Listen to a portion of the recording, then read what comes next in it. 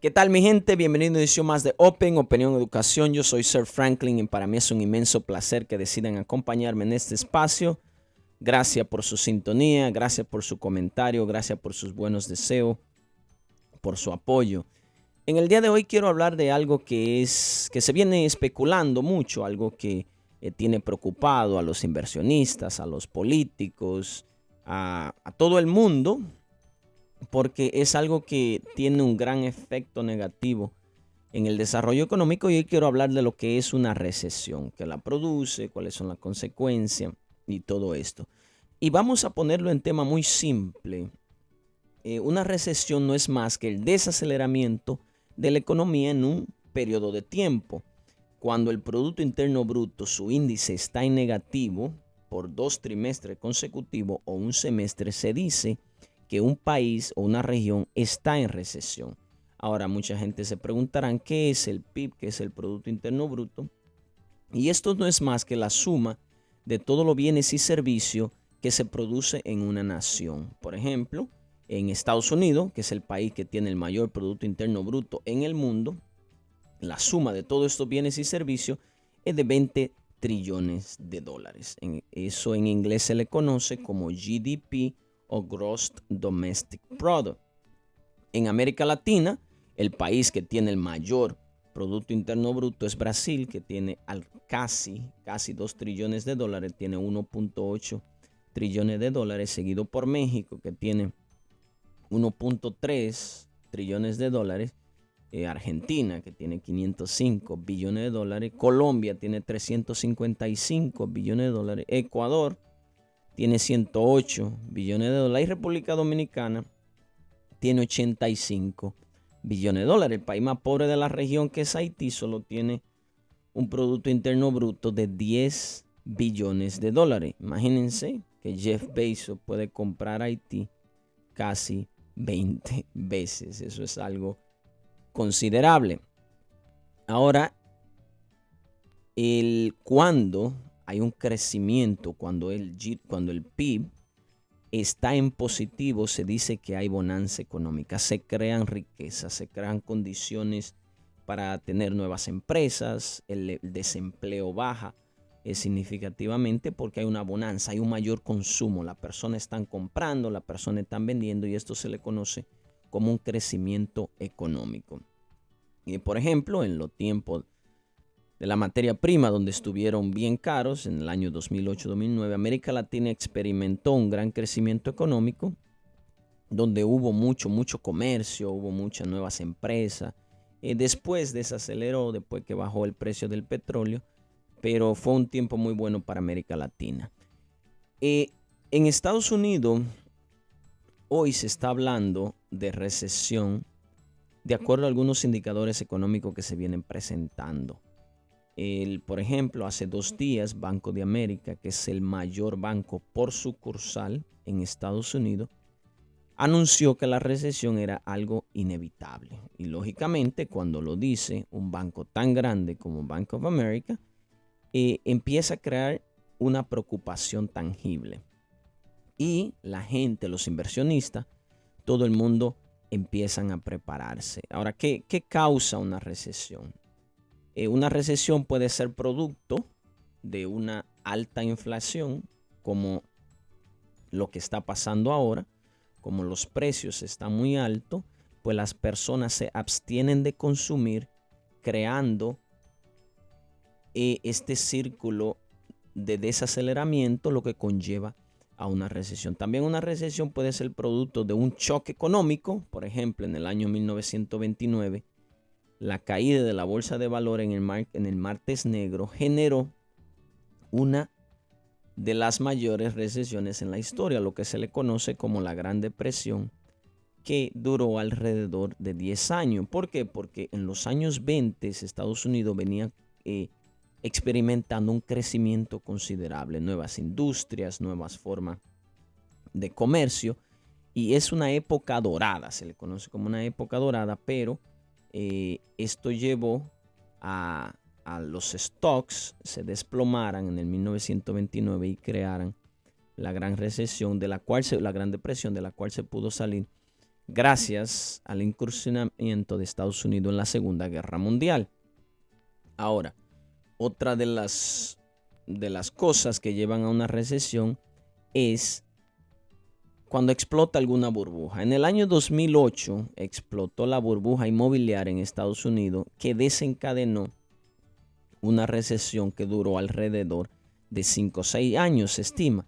Ahora, ¿por qué explota la burbuja inmobiliaria en Estados Unidos?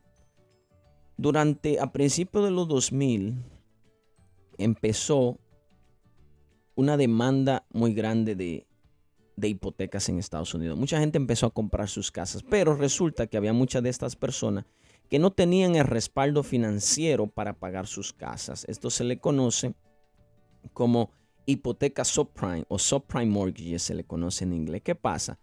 Las hipotecas eran vendidas en un segundo mercado. Los prestamistas, con su hambre para adquirir hipotecas, le daban la aprobación a cualquiera sin tener respaldo financiero, sin carta de banco, sin carta de empleo, sino que hubo mucho fraude. Yo fui testigo de personas que cometieron fraude, yo lo vi, entonces puedo dar testimonio que cualquiera iba, yo quiero comprarme una casa, ¿dónde está su pay stub? Le falsificaban su talonario de pago y esto llevó a hipotecas que eran de alto riesgo.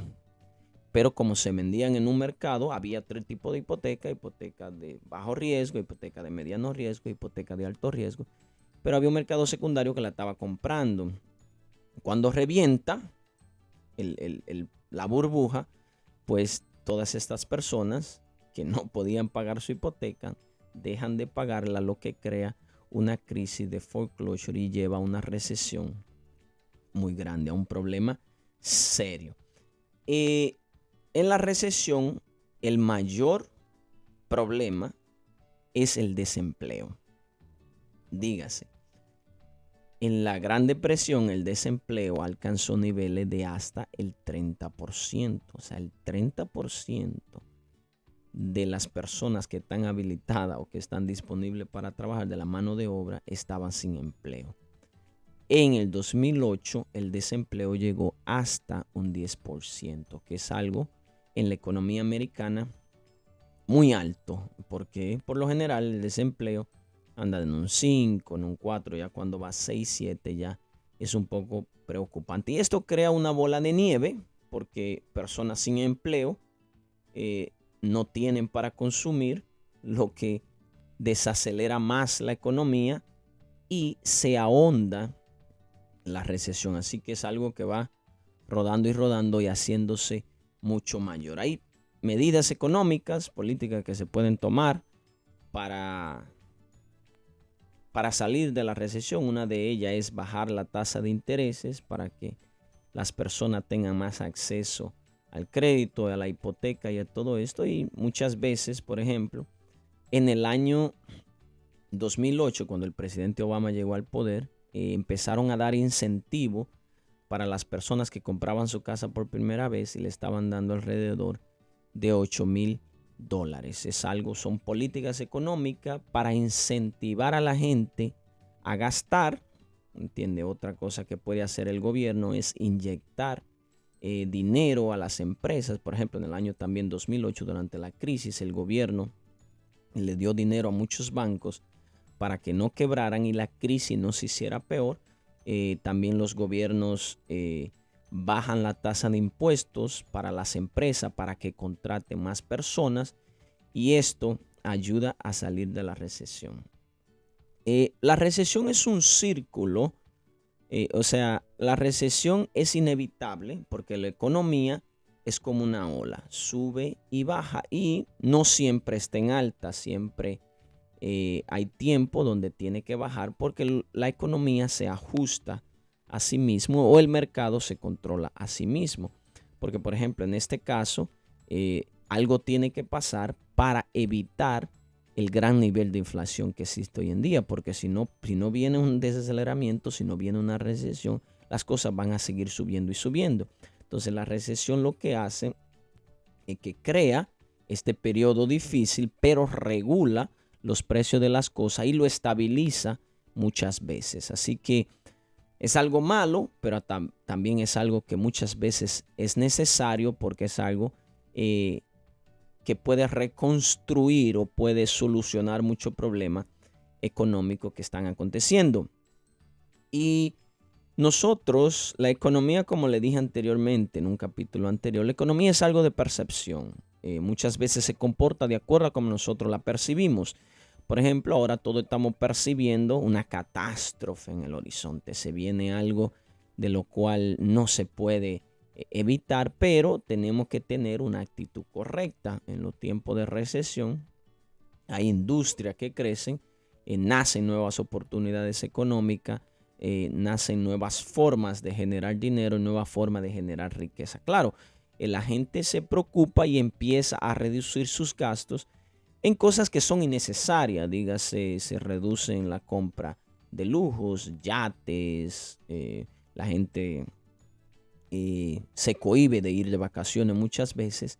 Y esto es importante porque hay que invertir el dinero en aquello que pueda generar recursos, aquello que pueda generar riqueza. No podemos andar haciendo gastos en cosas innecesarias en este tiempo porque no sabemos dónde va a llegar las cosas, no sabemos en qué vamos a necesitar el dinero a largo plazo. Así que tenemos que ser cuidadosos, tenemos que informarnos también, no le podemos prestar atención a todo el mundo porque existen muchos comentarios y muchas cosas que lo que hacen es crear más incertidumbre de la que ya hay.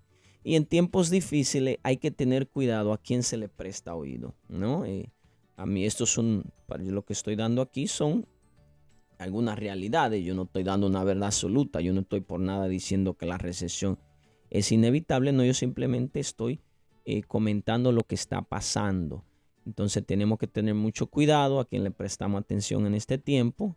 Tenemos que prepararnos. Siempre hay que estar preparado ante cualquier evento que no sea favorable en términos económicos, porque la economía es el motor que mueve nuestras vidas. Nosotros dependemos mucho de acuerdo a nuestra economía. Así que vamos a ser prudentes, vamos a seguirnos esforzando, como siempre le digo, vamos a poner nuestro mejor esfuerzo, vamos a tratar de ayudar.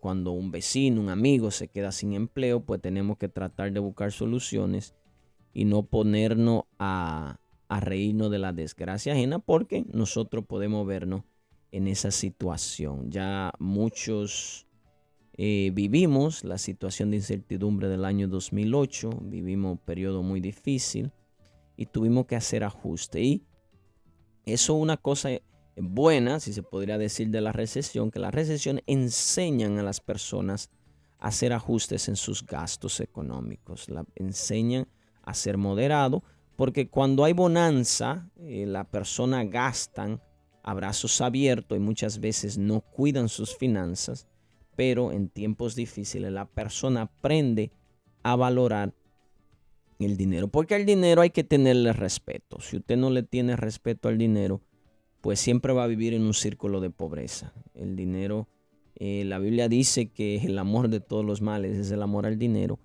pero el problema no es el dinero en sí, porque el dinero hay que tenerle respeto. El dinero es difícil para ganar, pero es muy fácil para gastar. Así que tenemos que ser cuidadosos siempre y recuerden que siempre tenemos que tener una actitud positiva con referente al tema y a lo que se viene, porque eso nos va a ayudar a salir. Recuerden que esto es mi opinión en este espacio.